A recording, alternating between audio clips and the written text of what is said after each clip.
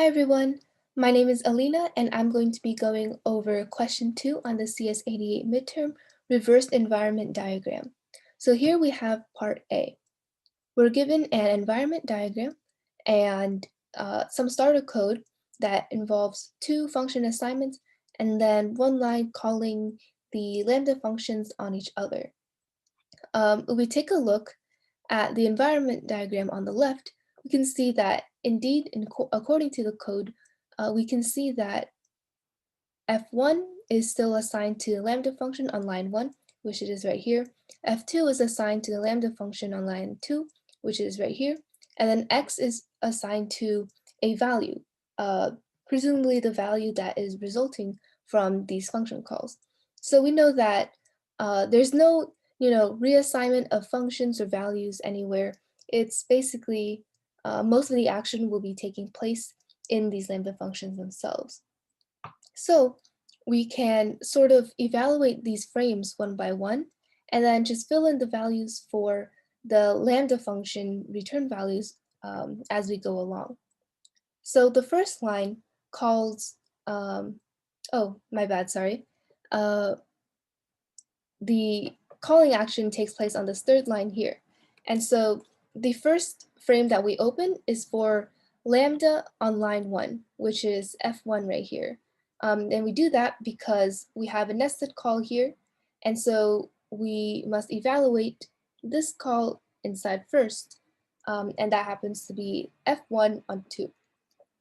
And so we can see that this lambda function takes in an x, and we pass in 2 for that x right here, which is why 2 is in this environment diagram.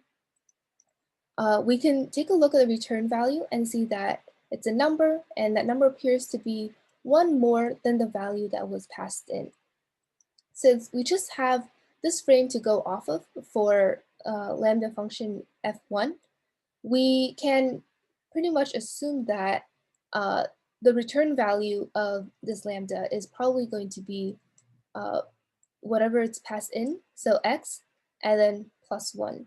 So we can say here that lambda x colon returns x plus 1.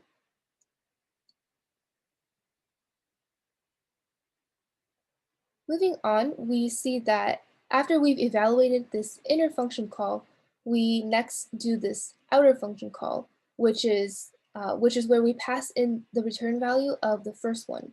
And so since f1 of 2 returned 3, we're basically calling f2 on 3.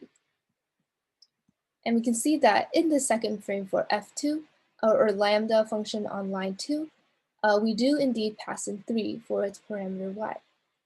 And we can take a look at the return value. It's not a number this time, but rather a list.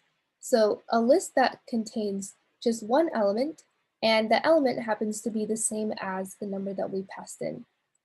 And so once again, since we just have this frame to work with, we can safely assume that lambda function on line 2, this one, merely takes the argument that was passed in and then creates it into a list.